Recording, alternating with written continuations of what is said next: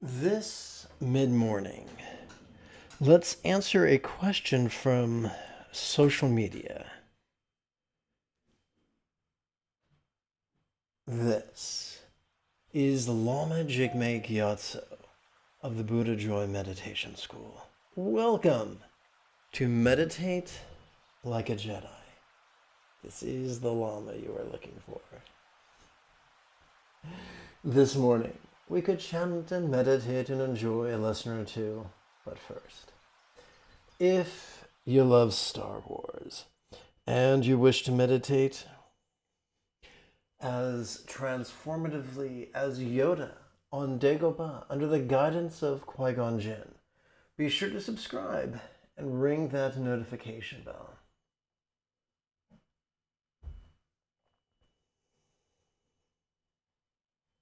If at any point during this morning's live stream you have any questions about Buddhist meditation or philosophy or even chanting, there is no need to be bashful. Simply type your question in great detail in the chat window on the right-hand side of the screen.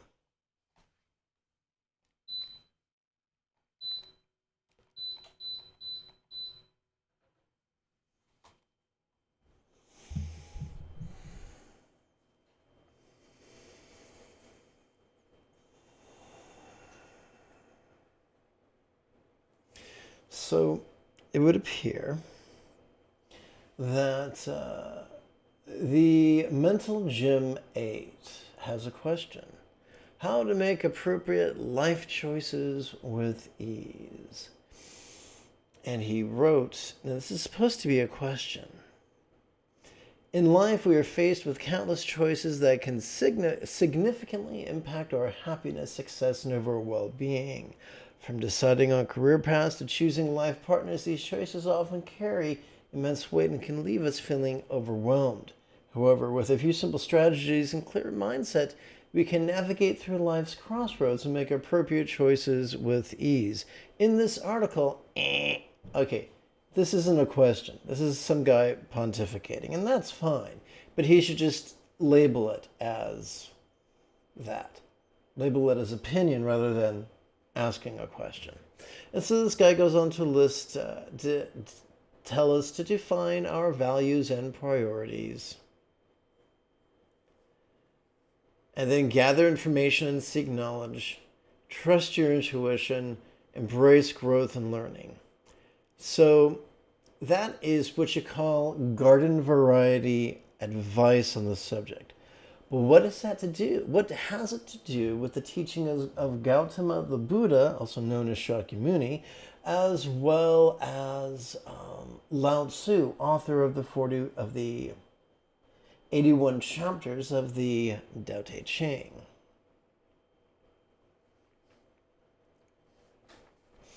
And the answer is nothing at all. So how would Lao Tzu advise us to make choices? Well, in order to answer that, we have to review what is meant by yang and what is meant by yin. So I'm going to tap button 2 right quick.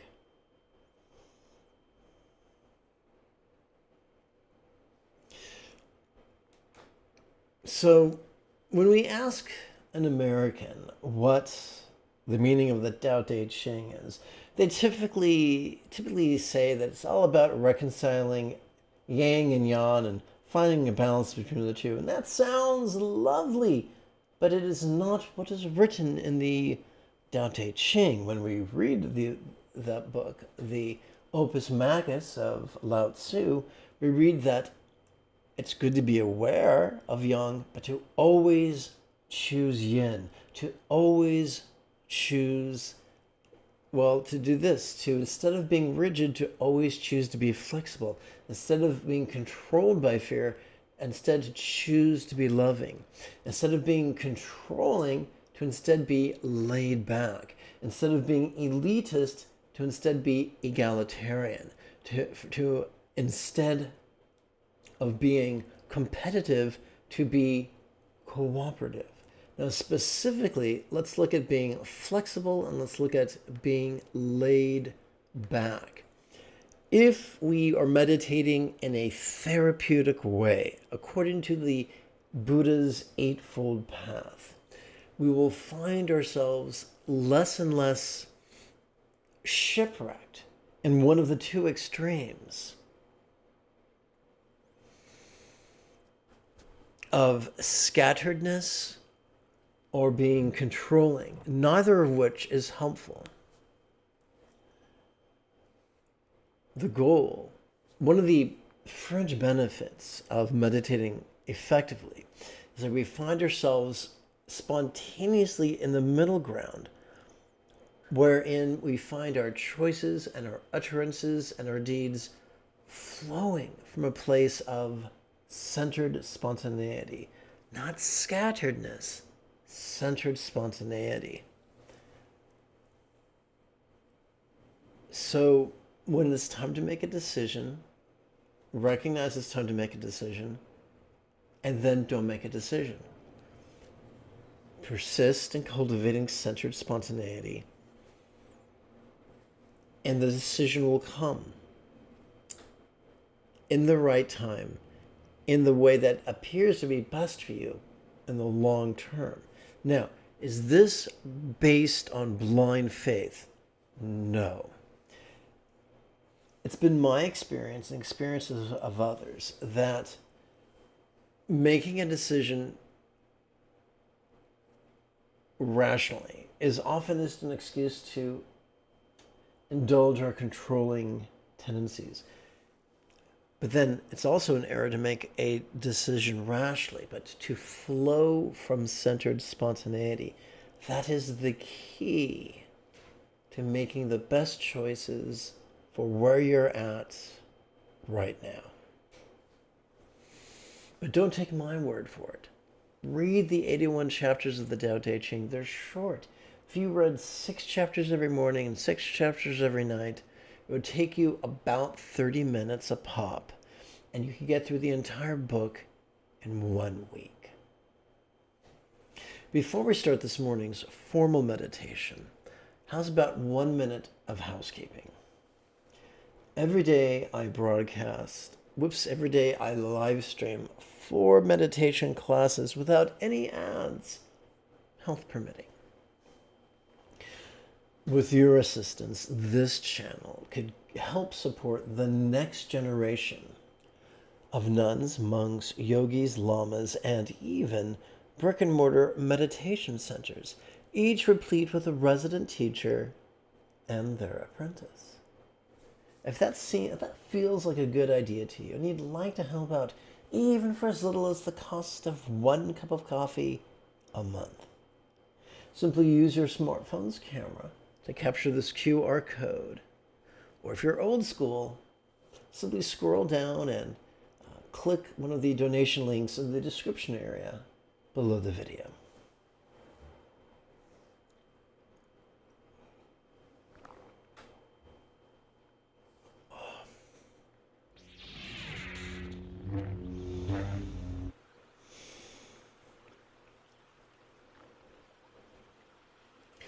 We're going to begin by cultivating the practice of bliss and letting go, which is known by many names, including Anu Yoga. The easiest way to do that is for your palms to be folded in front of your chest while chanting the Heart of Wisdom Sutra.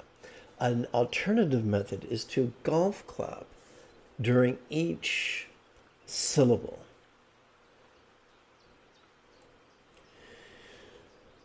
The noble Avalokiteshvara Bodhisattva, while practicing the deep practice of Prajnaparamita, looked upon the 5 skandhas, and seeing they were empty of self-existence, said, "Here Shariputra, form is emptiness, emptiness is form.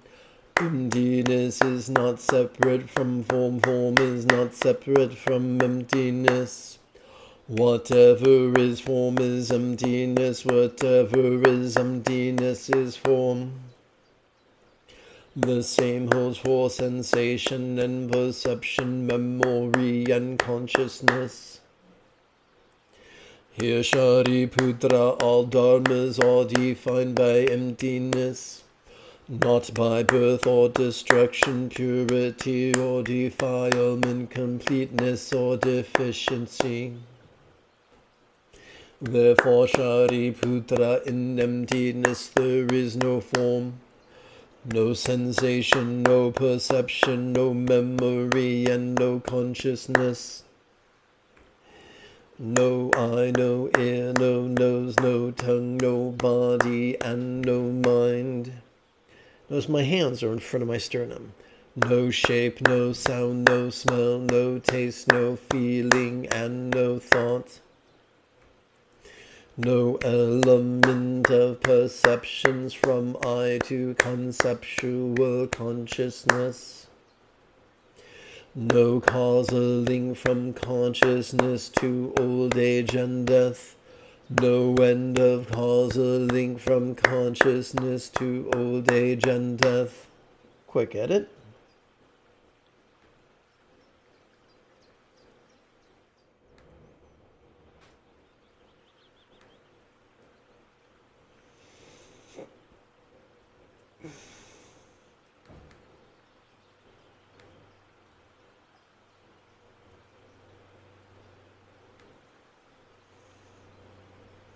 Yes, that'll make for easier chanting. File. Save. Excellent. Okay. No suffering, no source, no relief, no path. No knowledge, no attainment, and no non-attainment. Therefore, Shariputra, without attainment, Bodhisattvas take refuge in Prajna Paramita and live without the wall of the mind.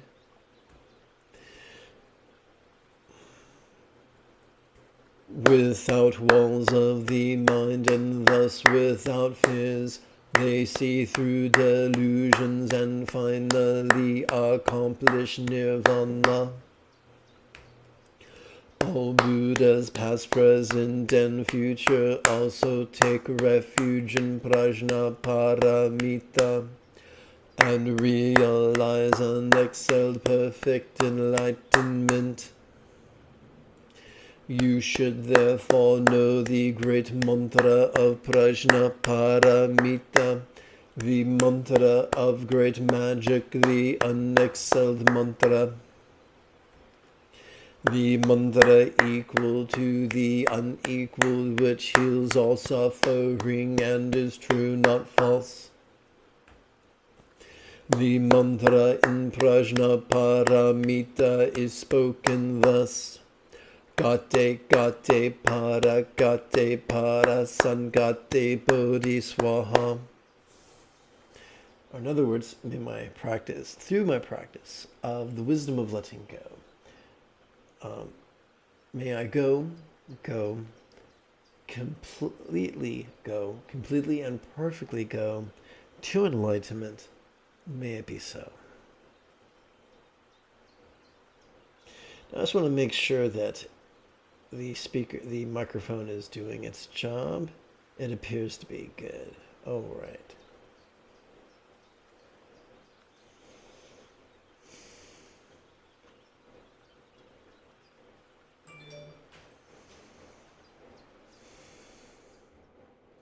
I'm going to try an experiment for a second. Please bear with me.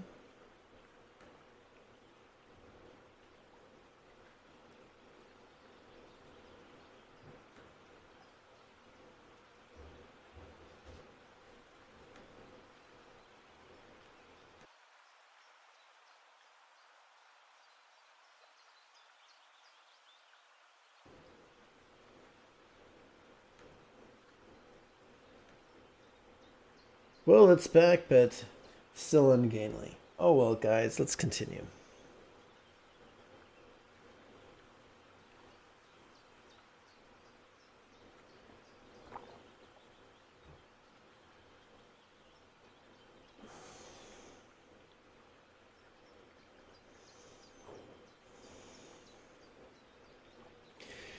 We now leave bliss and letting go, and now explore awareness and letting go, which is also known as Mahasandhi or Ati Yoga.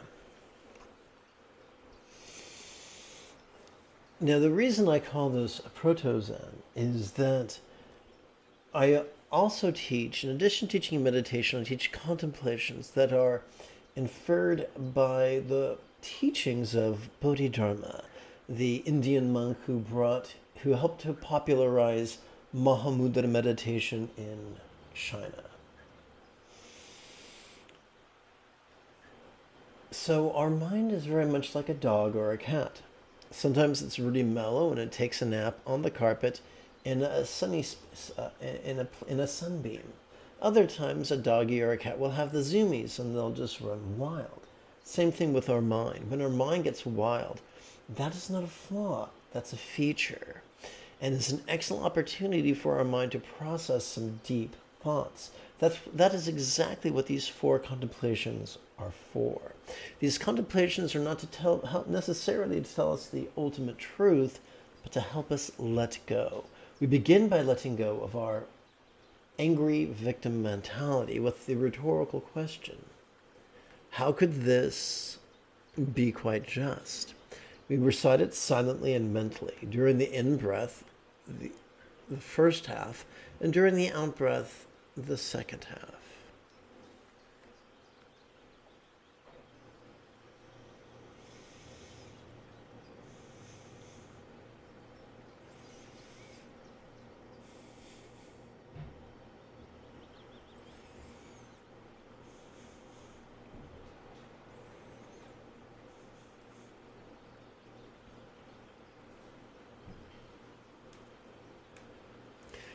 We come now to our second rhetorical question. How could striving increase stress?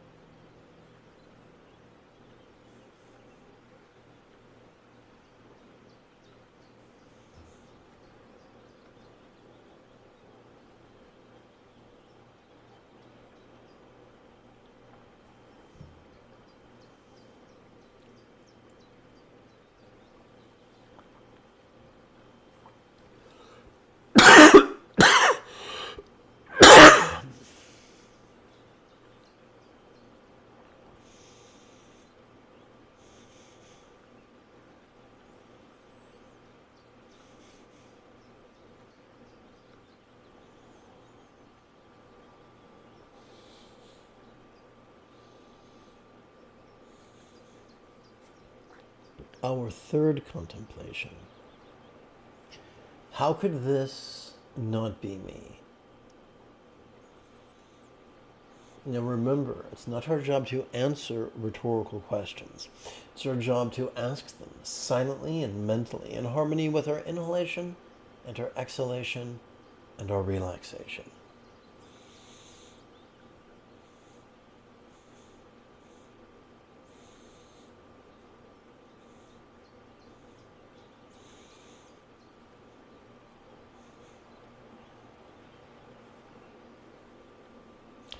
Our fourth and final contemplation is all about the conventional bodhicitta of love. How could I free all beings? Free all beings from what? Well, chiefly from the tyranny of their primal desires, from the tyranny of their craving and clinging and hating.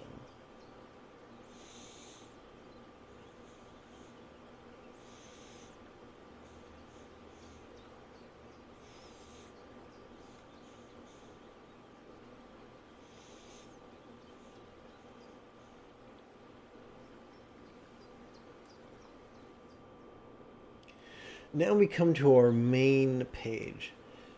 All these contemplations we just played with are here.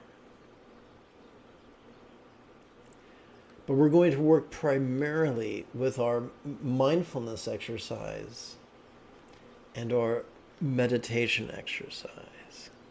As we breathe in, we can silently and mentally recite tall, breathe deep, reminding ourselves that as we breathe in, we should elongate our spine, breathe in with distend our diaphragm below our rib cage, thus putting pressure on our innards until we feel a mild sensation in the area of our lower abdomen. That is what the Chinese describe as Dan Tian, or lower Dan Tian, and what the Japanese often refer to as Hara.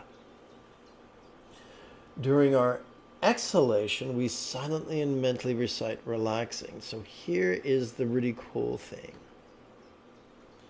Every time we breathe in, whether we know it or not, we are accessing our sympathetic nervous system, which has evolved to notice things vulnerably, passively, viscerally, and randomly. What that means is as we sit in meditation, perceptions, emotions, intentions, thoughts, memories, and imaginings will cartwheel across the stage of our mind, sometimes in the background, sometimes in the foreground. Our job is not to grab onto them. Our job is not to shove them away. What then is our job? Simply this. As we exhale, to remember this, that as we exhale, we silently and mentally recite relaxing. For every exhalation helps us to access, or causes us to access, our parasympathetic nervous system, which is wired or evolved to physically relax and mentally release. So you'll be sitting in meditation, very, very mellow. Eventually your mind will get the zoomies. When that happens, that's not a problem. It's not a problem to be remedied. It's an opportunity to be seized. So when you have the zoomies, play with each of these 4 contemplations. 4 reps for each of these contemplations, for as many sets as you feel you need, until all of a sudden you feel yourself shifting out of zoomies back into mellow mode, and then return to your primary meditation. Now, is this taught popularly in Japan? No. Was this taught by Bodhidharma when he first came to China? Yes, that seems to be inferred in this text known as Outline of Practice. This is also the way Mahamudra is practiced in some schools of China, as well as Tibet.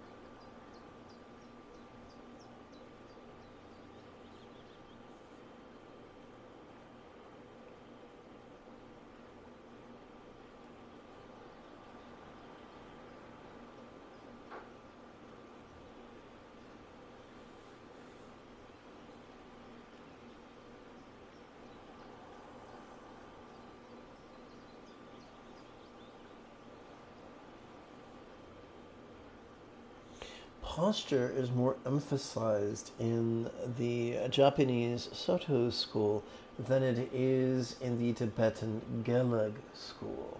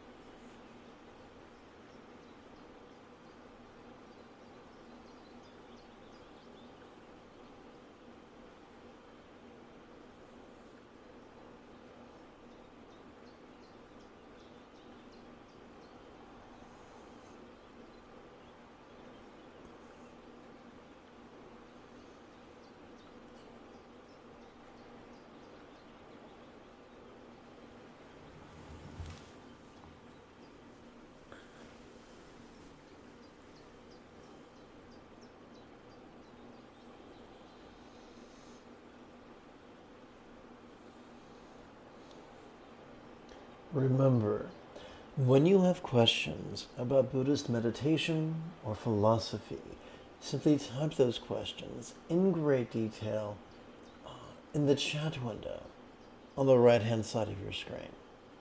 Now, if you are asking multiple questions, my request is you ask one question at a time so that it doesn't get overwhelming.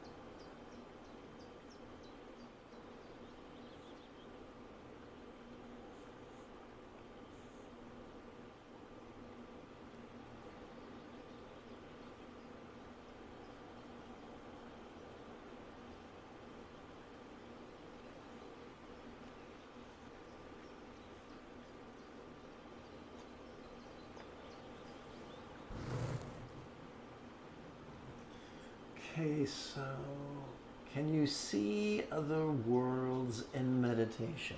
So that's a good question. So there is actively searching and there is passively viewing. And in the Buddhist school, we do not strive to actively look, but we may see all kinds of things. Now, in the Buddhist school of meditation, what we see is not important.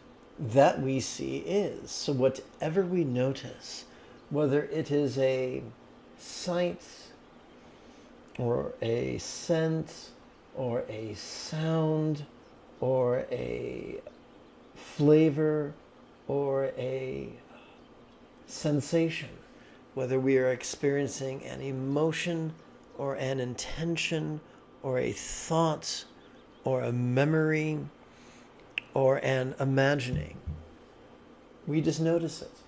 And if we need to use a label, we can simply use the label this.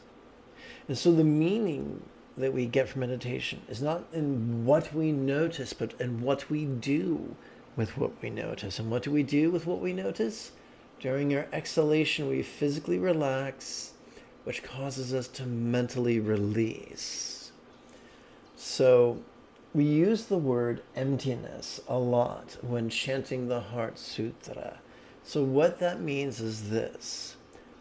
When we breathe out and relax, whatever we noticed during our previous inhalation now feels as if it was as non-graspable as a vast empty void. It now feels as non-graspable as the illusion of the infinite azure sky on a bright and beautiful cloudless morn, which, although is tantalizing to the eye, is intangible to the fingers.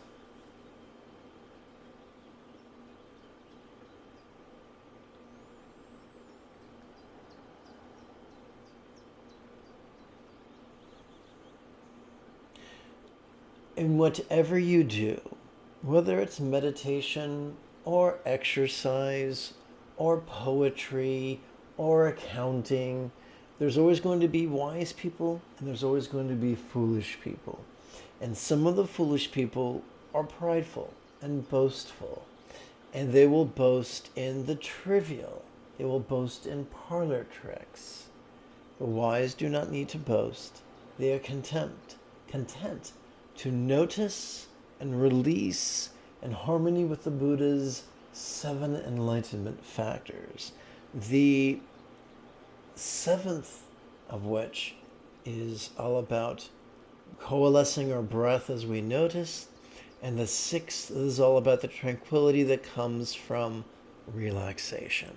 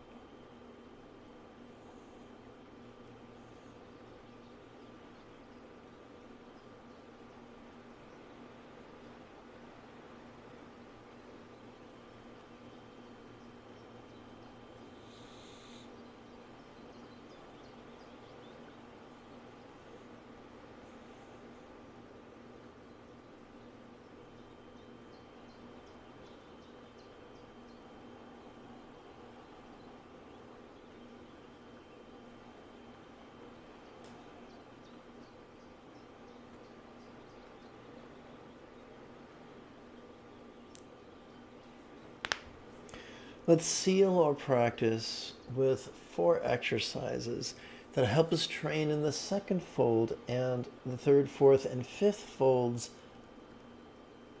and the 6th fold of the Eightfold Path. That would be wishing love, kindness of communication, kindness of conduct, kindness of commerce, and enthusiasm.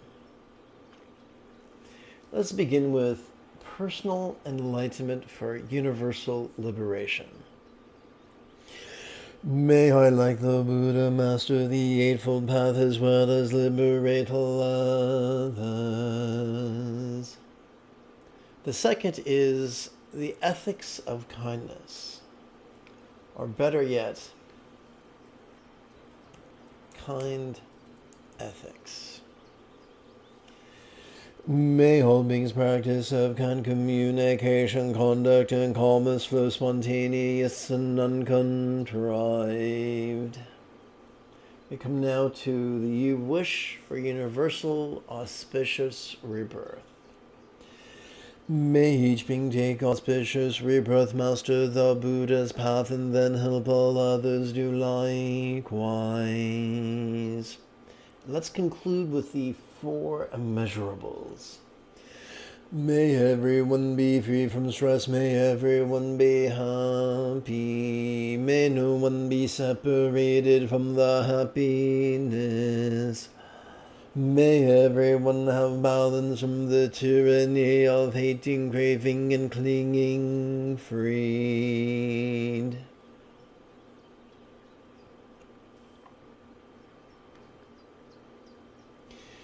If you feel that I have earned it, please type something in the chat window, give this live stream a thumbs up, and share it on social media. In approximately...